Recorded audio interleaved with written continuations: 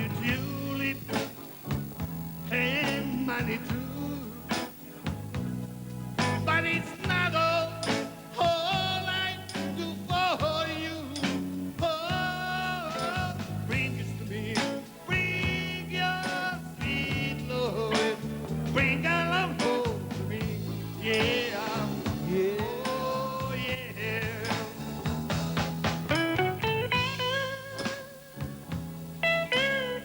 Nakon 30 godina ponovno zajedno i ponovno svirka uživo. Ovo je početak 5. emisije Hrvatski rok 60.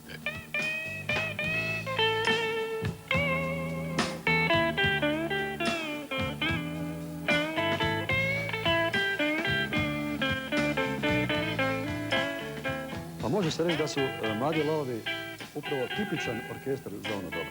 Baš po postanku.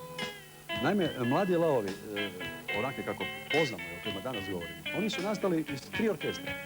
Iz onih izvornih Mladih lavova, od dečki koji su bili iz jednog kvarta, faktički iz jedne ulice, jednog razvoja, iz Vrbanića. To je bilo jezgro Mladih lavova. Kasnije se Mladim lavovima pridružuju članovi orkestra Kišne gliste. A u kasnijoj fazi, nakon 7-8 mjeseci, i 2 člana Bambusa.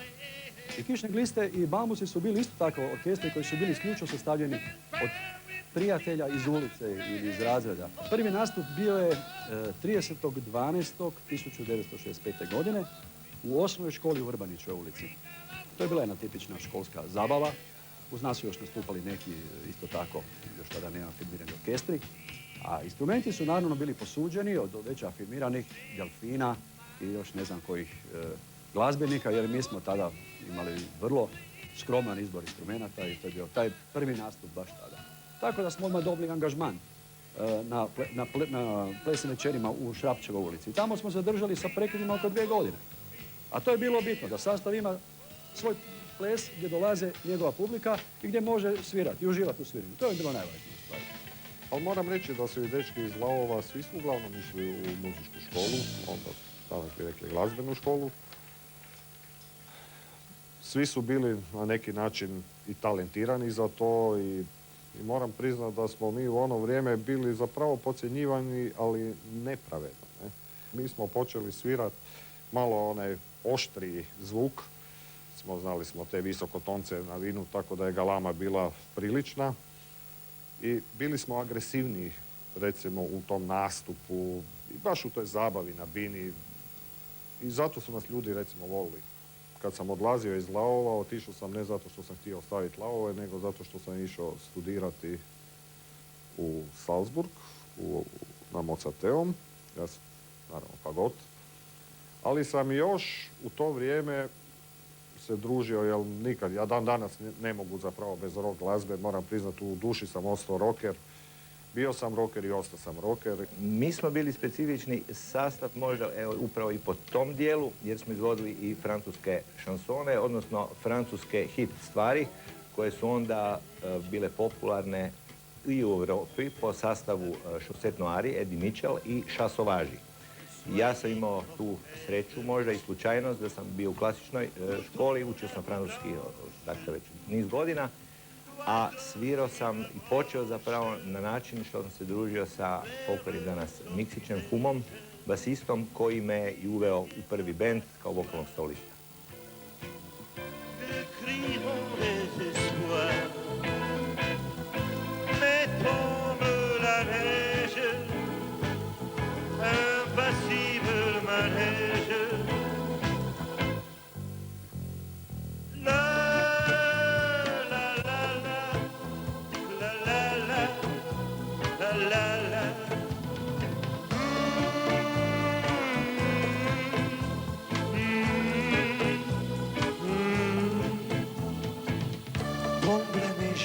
Htjeli smo slijediti trend koji je bio u svijetu, u Engleskoj, pogotovo u našoj fazi, drugoj fazi, nakon jednog godinu dana kad smo već došli do nešto novaca, gdje su te čage naše nosile neke novce koji su polagali instrumente, ali obavezno u frizuru i u garderobu.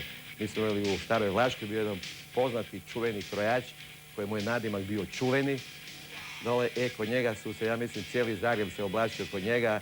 On je bio naš krojač, kod njega smo šivali specijalne košulje, specijalno hlače radio za nas komplete, bili smo svi uniformirani, imali smo sjajne garderobe, velim i tog trenutka što je bilo u Europi, dole to smo mi tog trenutka nosili. Mi smo birali repertoar primijenjen nama. Nas Shadowsi nisu interesirali, to je bila prestatična svirka. Nas su interesirali kad su došli Rolling Stonesi, Animalsi, grupa Tartars koju je dao spomenuo. To je bio jedan band koji je prašio sa silnom energijom i mi smo tu energiju prepoznali u tim pjesmama i mi smo te pjesme uvrštavali u svoj repertoar. Walking taj sunčev grad, daj mi snagu svu. Bez njega ja više ne mogu. Ja ludim.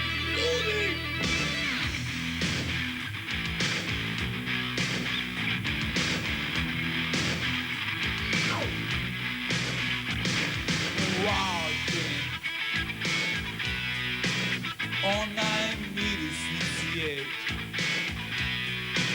svemirska slabost i grijeh, istinska radost. Walking, onaj jedini spas, baca me skroz u taj trans, volim je vječno. Walking,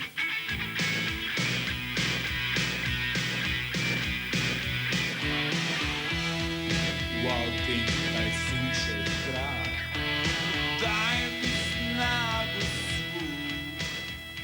Smo kupili kombi i imali smo tu privilegiju u stvari da sjedemo svi zajedno u svoj kombi i odemo na turneje. Mi smo 2 godine za redom imali 2 jadranske turneje koje su fantastično prošle i to sam samo htio još kompletirati. Nešto što je nas zapravo jako iznenadilo. Da je jedan fantastičan velik broj stranaca koji nam je došao i čestitao na jako dobro izvođenim pjesmama koje smo tada svirali.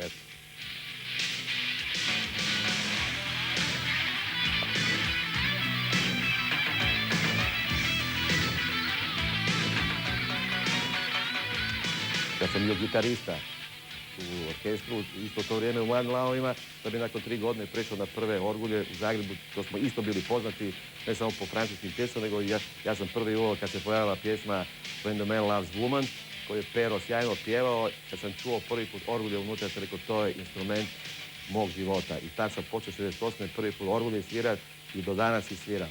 Ali smo u toj muzici prepoznali jedan biti rock glazbeni. Ja sam još danas, imam 50 godina, ja sam još uvijek u duši rocker, a rocker znači jedan način života koji sam onda volio i volim ga još uvijek danas.